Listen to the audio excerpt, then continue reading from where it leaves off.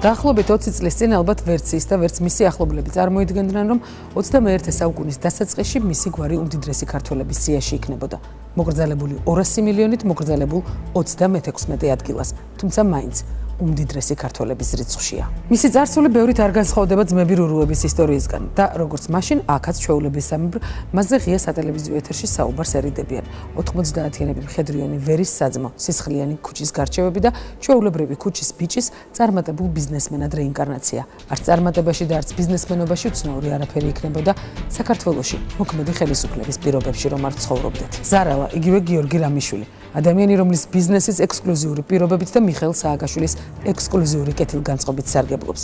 რა დაუჯდა ზარალას მიშას ამ კეთილგანწყობის მოპოვება და რატომ არ უფუჭებს ის სააკაშვილს ამ განწყობას მაესტროს სილკტივის პაკეტში ჩართვით. დაზარალებული ქართული ბიზნესი და 200 ან მეტი მილიონის ისტორია ანატომიაში. თქვენ მართლა დიდებულ საქმეს აკეთებთ. ამას ახლა პრესის გასაგონად ვამბობ. ყველა ამ კაცზე ლაპარაკობს და შემდეგ ლაპარაკობენ საქართველოს.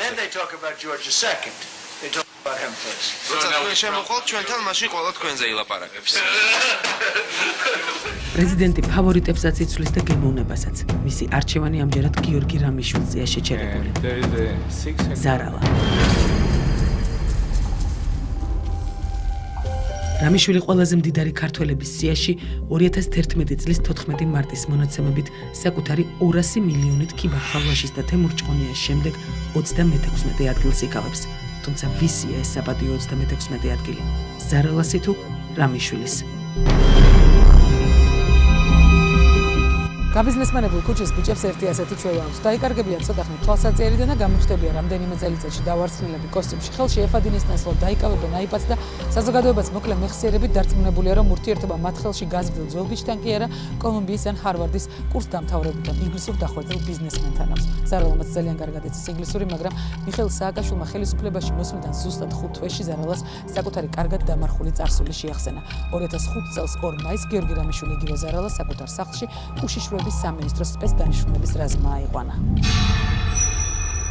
გამბაჟება. პროკურატურის პრესსამსახურის მიერ გავრცელებულ მაშინდელ განცხადებაში ნათქვამია, რომ გიორგი რამიშვილს ბრალი 2 მუხლით წაუყენეს. იარაღის უკანონოდ შენახვა და გადასახადებისგან თავის არიდება. აყვანის სპეცოპერაცია მაშინდელმა უშიშროების სამინისტრომ ჩაატარა, რომელსაც ზურაბ ადეიშვილი ხელმძღვანელობდა. სწორედ ადეიშვილმა გადაუგზავნა პროკურატურას საქმის მასალები. განცხადებაში მითითებულია, რომ ზარალას სახლში 2 ხელღუმბარა და 1 ავტომატი მოიძებნა, მაგრამ იქ არაფერია ნათქვამი გასამხედროებული დაჯგუფება მხედრიანის ყოფილმა წევრმა რა თანხის სანაცვლოდ მოახერხა თავისუფლებაზე გამოსვლა. ზარალა, რა თქმა უნდა, ინტერვიუზე არ დაგთვალხმდა, შესაბამისად ვერ გავარკვიეთ, რაში ან ვისშია მისი ბიზნესის თავბრუ დამხვევი წარმატების საიდუმლო, მაგრამ ფაქტია, რომ სხვა ქართველი საქმოსნებისგან განსხვავებით, გიორგი რამიშვილის ბიზნესმა აბრეშუმის გზა გაიარა. აბრეშუმის გზა. Silk Road Group 1998 წელს დაარსებული ნავთობპროდუქტების გადამზიდავი კომპანია 2004 წლიდან ბიზნეს საფართოებს: ტრანსპორტირება, ინფრასტრუქტურა, ვაჭრობა, უძრავი ქონება, საბანკო, სატელეკომუნიკაციო და სპორტული ბიზნესი. ეს ყველაფერი ზარალას აბრეშუმის გზაზე იყრის თავს. ტრანსპორტირება Silk Road-ი ავღანეთში, აზერბაიჯანში, საქართველოში, ყაზახეთში, უზბეკეთში, ტაჯიკეთში, თურქმენეთში და რუსეთში აწარმოებს. რაც შეეხება ვაჭრობას, Silk Road-ი ნავთობპროდუქტების ტრანსპორტირებასთან ერთად ამ პროდუქციით კასპიის ზღვის და ცენტრალური აზიის რეგიონებში ვაჭრობს კიდეც. თუმცა Silk Road-ი ასევე აწარმოებს გაყინული ქათმის, ხორცის, ბრინჯის, შაქრის და სამშენებლო მასალის დისტრიბუციასაც. Silk Road-ს ეკუთვნის სატელეკომუნიკაციო მომსახურების პროვაიდერი Silknet-ი, ბენზინგასამართი სადგურების ლიდერი კომპანია Vissol Petroleum Georgia, Redison Blue Iberia თბილისში, უძრავი ქონების კომპანია DS-ი, იგივე Development Solutions-ი და წინანდლის კომპლექსი.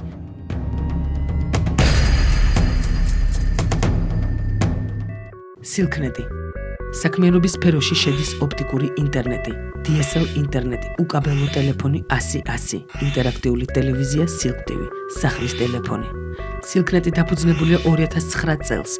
93%-იანი წილის მფლობელი კომპანია გაერთიანებული ტელეკომის და 1.8%-იანი წილის მფლობელი შპს Vanex-ის და 5%-იანი წილის მფლობელის შპს აჭარის ელექტროკავშირის მიერ.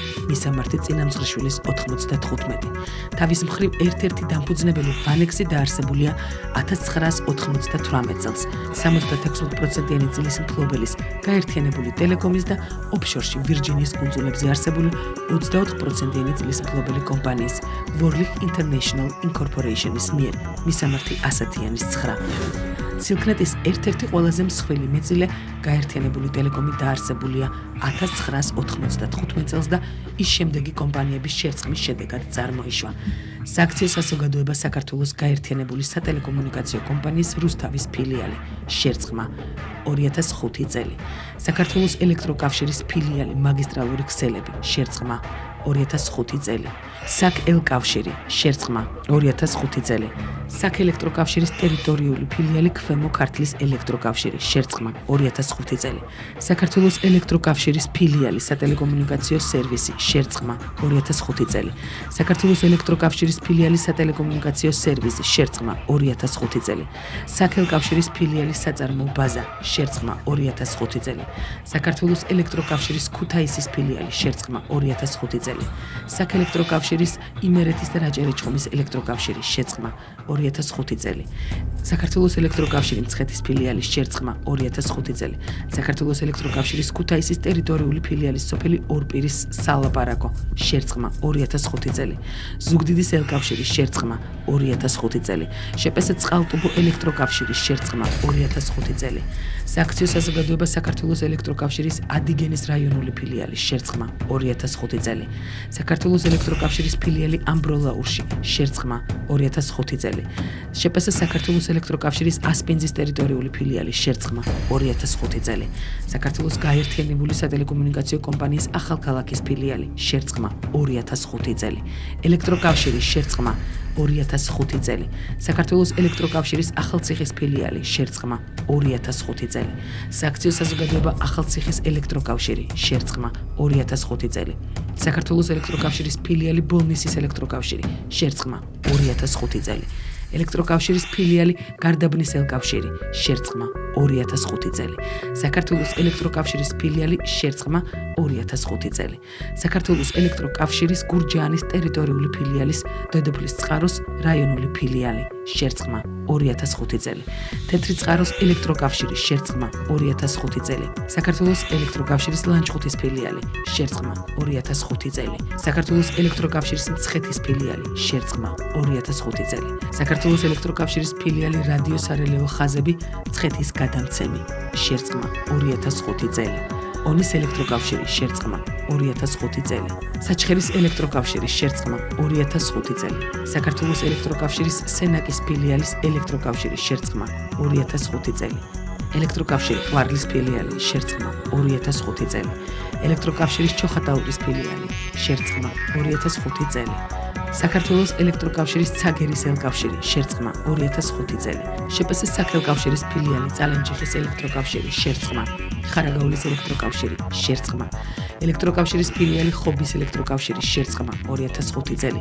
საქ-ელექტროკავშირის ხონის ელექტროკავშირის ფილიალი შერწყმა 2005 წელი. ელექტროკავშირის მარტვილის ფილიალი შერწყმა 2005 წელი. საქართველოს ელექტროკავშირის ფილიალი ფოთის ელექტროკავშირი შერწყმა 2005 წელი. საქართველოს ელექტროკავშირის გურჯაანის ტერიტორიული ფილიალი შერწყმა 2005 წელი. ანუ თითქმის მთელი საქართველოს კავშირგაბმულობა ზარალას ბიზნესის შემადგენლობაში 2005 წელს ჩნდება და ეს ის Silknet-ია, რომელიც მაესტროს საგაბელო პაკეტში ჩართვაზე უარს ეუბნება.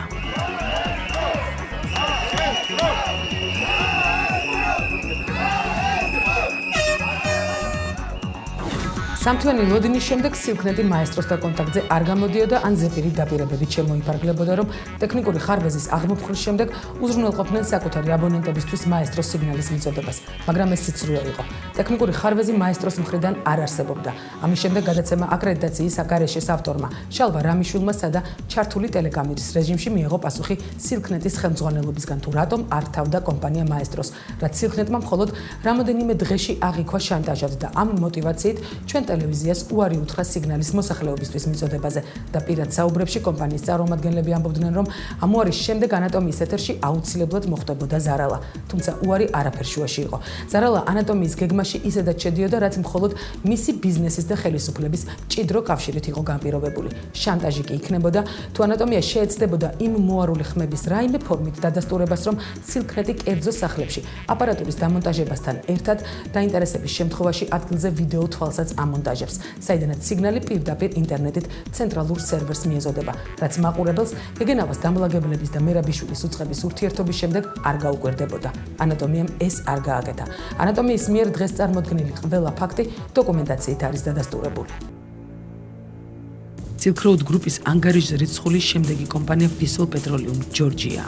65 ბენზინგასამართის სადგური, 4 სამრეცხაო, 5 სუპერმარკეტი და 9 გაზგასამართის სადგური მთელი ქვეყნის მასშტაბით.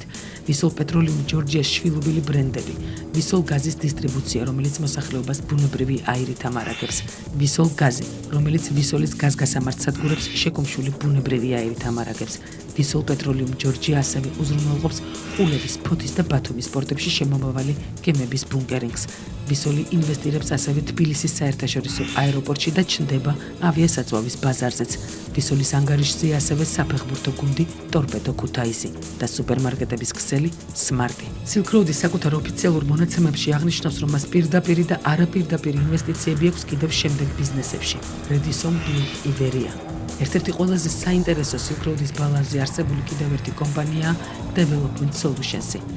DS-ის განსახორციელებელ თუ განხორციელებულ პროექტებს შორის არის რუსთაველის გამზირზე მდებარე ტელეგრაფის შენობა, კონსტრუქციის საერთო ფართი 22,000 მეტრი-კვადრატი, ღირებულება 50 მილიონი დოლარი, პროექტის დასრულების თარიღი 2014 წელი, ტურისტული კომპლექსი ქობულეთი, მიწისნაკვეთი 3 ჰექტარი, პროექტის საერთო ფასი 38,000 მეტრი-კვადრატი, დასრულების თარიღი 2013-14 წლები.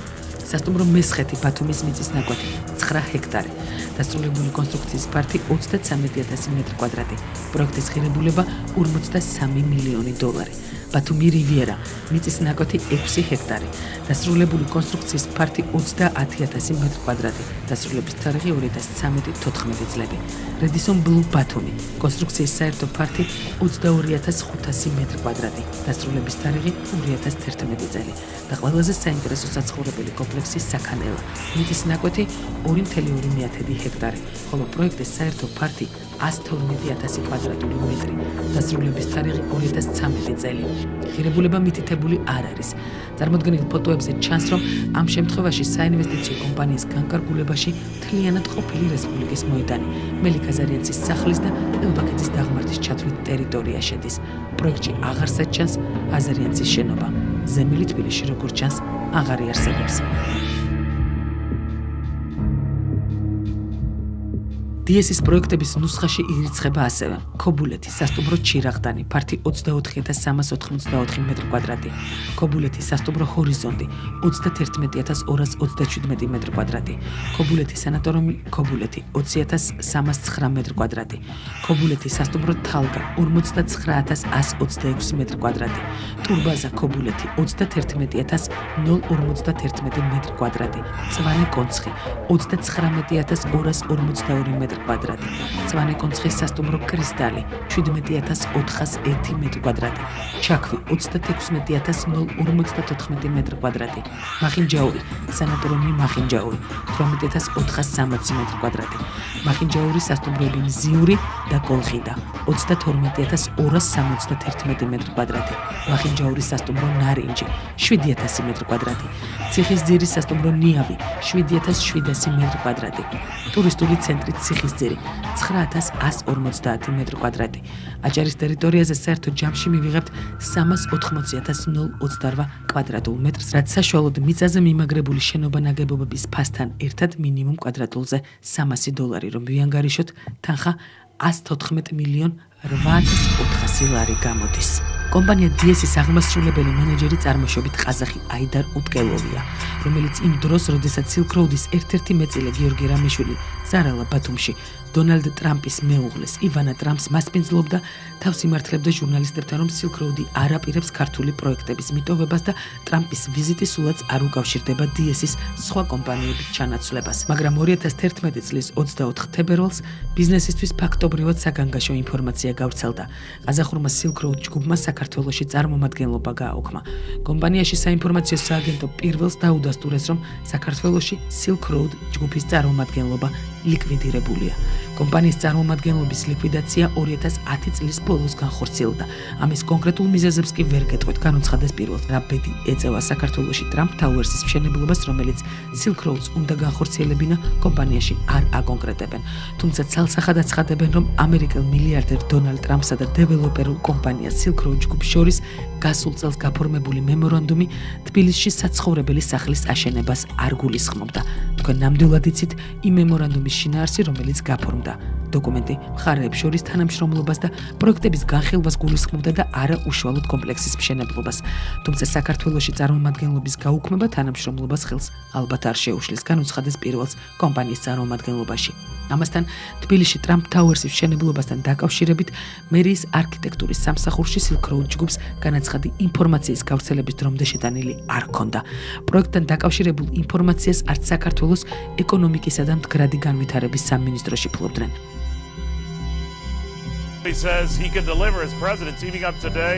თუმცა პრეზიდენტი 2010 წლის 22 სექტემბერს ამბობდა, რომ დონალდ ტრამპსა და დეველოპერულ კომპანია Silk Road ჯგუფს შორის შეთანხმება შედგა. ამას პრეზიდენტი ამბობდა. რომ სოფლიოს ბევრ ადგილებში არის თქვენი ბიზნესი, ეს იქნება დუბაი თუ სხვა ადგილები. მიხარია, რომ საქართველოს შემდეგი ქვეყანაა. პრეზიდენტს ისიც უხაროდა, რომ ტრამპი საქართველოში Trump Towers-ს ააშენებდა და ქვეყნის პირველ პირთან ერთად ნაციონალურმა მედია საშუალებებმა საზოგადოება ფაქტობრივად შეცდომაში შეიყვანეს. ტრამპი ქართულ ბიზნესში არც $1 ჩადებას არ აპირებს და ეს ზარალამაც კი აღიარა. იმას, რასაც ხელი მოაწერეს ბიზნესის ენაზე, ფრენჩაიზინგი ჰქვია. ანუ ქართული მხარე ტრამპს ფულს უხდის იმაში, რომ მან ამ შენობებს საკუთარი სახელი დაარქვას და საინფორმაციო წყაროები აცხადებენ, რომ ტრამპის მხოლოდ სახელში საქართველოს $250 მილიონ იხდის. ოღონდ არ წერია ვის ფულს იხდის.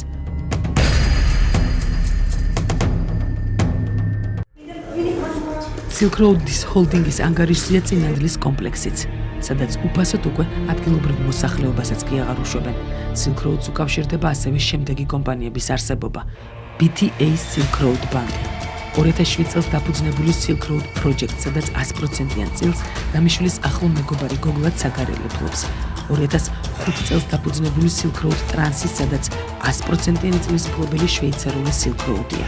2007 წელს დაფუძნებული Silk Road Sport-ი და 2009 წელს დაარსებული Silk Road Group Travel-ი, მისამართი ვარდების მოედანი. ეს აბრეშუმის გზის მხოლოდ ერთ კვირაში გავლილი მონაკვეთია.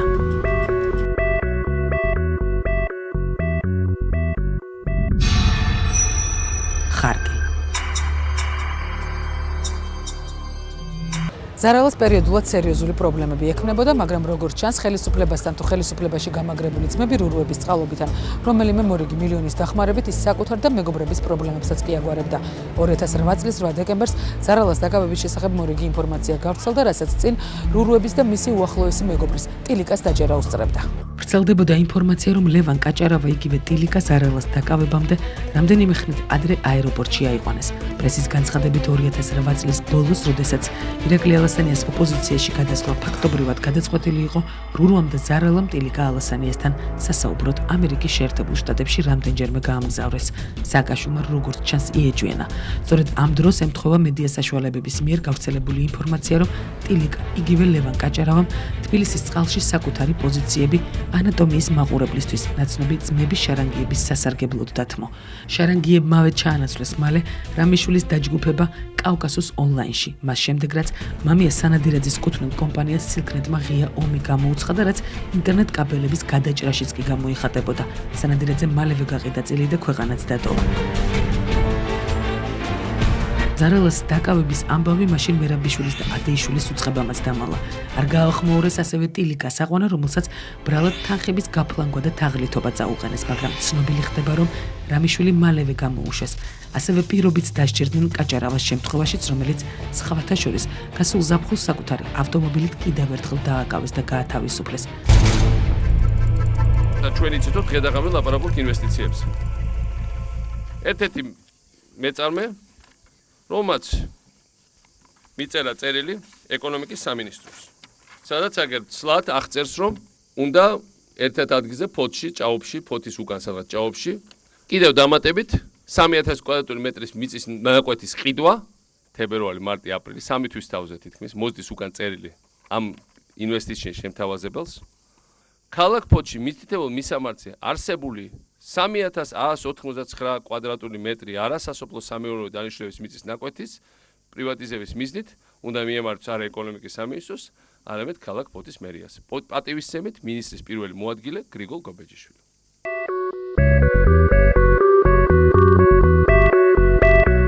ეს გრიგოლ გობეჯიშვილი ალბათ კარგ ბიჭად ითვლება თავის სამეგობროში, ხო? კარგი სმელია, კარგი მჭმელია. ალბათ ქელეხებზე დადის, ქორწილებზე დადის, ბავშვებს ნათლავს. კარგი ბიჭია, ძმაკაცებს ალბათ ხელს უმარტავს, ხო? მაგრამ საქართველოს არ უყვარს და არ უყვარს ნამდვილად. გაგსუებული, გათავხედებული, თავგასული მოხელე. აი ვინ არის თავარი პრობლემა საქართველოს? კომპანია American Monolith, რის გამოც მიხეილ სააკაშვილმა ეკონომიკური განვითარების მინისტრის ყოფილ მოადგილეს გრიგოლ გობეჯიშვილს გაქსუებული უწოდა და არაკომპეტენტურობაში დაადანაშაულა Silk Road ჯგუფის შვილობილი კომპანია აღმოჩნდა, რომელმაც სახელმწიფოსთვის 900.000-იანი გარანტიის წარდგენა ვერ შეძლო. American Monolith არასაიმედოდ მიიჩნიეს და კომპანიისთვის მიწის მისაყიდად ინვესტორს გარკვეული გარანტია მოსთხოვეს. პარალელურად ცნობილი ხდება, რომ Silk Road ჯგუფის კიდევ ერთი შვილობილი კომპანია Silk Road Motors-ი შესყიდვების სააგენტოს შავ სიაშია. Silk Road ჯგუფი ეს ის ჯგუფია, რომლის მფლობელობაშიცაა შპს აჭარა Resort Holding-ი, რომელმაც 2006 წელს ვალდებულება აიღო, რომ 2010 წლისთვის აჭარაში 21 ობიექტს ააშენებდა. აჭარის მთავრობასა და ინვესტორებს შორის 2006 წლის 18 თებერვალს გაფორმებული ხელშეკრულება 2010 წლამდე რეგიონში 21 ობიექტის მშენებლობას ითვალისწინებდა. დღეისთვის კი აჭარაში მხოლოდ ერთი კომპლექსის მშენებლობა მიმდინარეობს და 2011 წლის მაისის ბოლომდე ბათუმში სასტუმრო მედიას ყოფილ ტერიტორიაზე რედისონი გაიხსნება. წლების წინ აჭარა Resort Holdings ბათუმში ქობულეთსა და მწვანე კონცხზე არსებული ობიექტები პირდაპირ მიყიდვის წესით $17 მილიონ გადაეცა.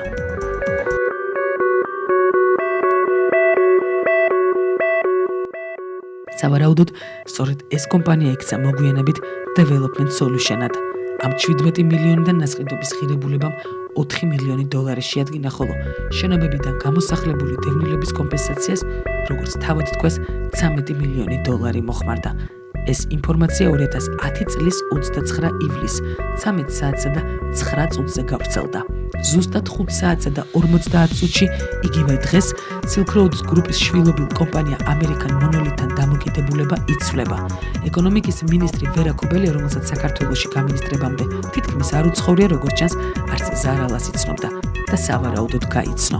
მან აღიარა პრესასთან, რომ წერილი სწორედ მან გადასცა პრეზიდენტს. პროექტი ვითარდება და არ აქვს მნიშვნელობა ეს American Monolith იქნება თუ სხვა კომპანია. თუ ინვესტორი საქართველოში ინვესტირებას გადაწყვეტს, მე მათ პირადად შევხვდები და დავეხმარები იმაში, რომ ქვეყანაში ინვესტიცია ჩაიდოს, რაც საბოლოო ჯამში ახალ სამუშაო ადგილებს შექმნის და განავითარებს ქვეყნის ეკონომიკას, განაცხადა ქობალია. American Monolith ისევ სანდო გახდა და როგორც ჩანს, ფოთის პროექტშიც დარჩა. ზუსტად ერთი კვირის წინ ეს კომპანია ვაკანსიებსაც კი აცხადებდა. ალბათ ხვდებით, რომ ხელისუფლებასთან დაახლოებული ნებისმიერი პირის ბიზნესის ძიება წრეზე შემოვლებულ ლაბირინთს უფრო ჰგავს, ვიდრე 21 საუკუნის საქმიანობას. და ისიც აშკარაა, რომ ამ ლაბირინთის ცენტრში ერთი ადამიანი დგას. ძალიან კარგად მახსოვს 2005 წელს ლონდონში საქართველოს საელჩოს მიერ ორგანიზებული მიღება, რომელსაც მეც ვესწრებოდი. ამ მიღებას ესწრებოდა ასევე მიხეილ სააკაშვილის ძმა დავით სააკაშვილი კანარგოს წარმომადგენლის სტატუსად. რამდენიმე თვეში კანარგომ რებრენდინგი გაიარა და ვისოლად იქცა. პრინციპში სახელს რა მნიშვნელობა აქვს, თავარი ანატომიაა.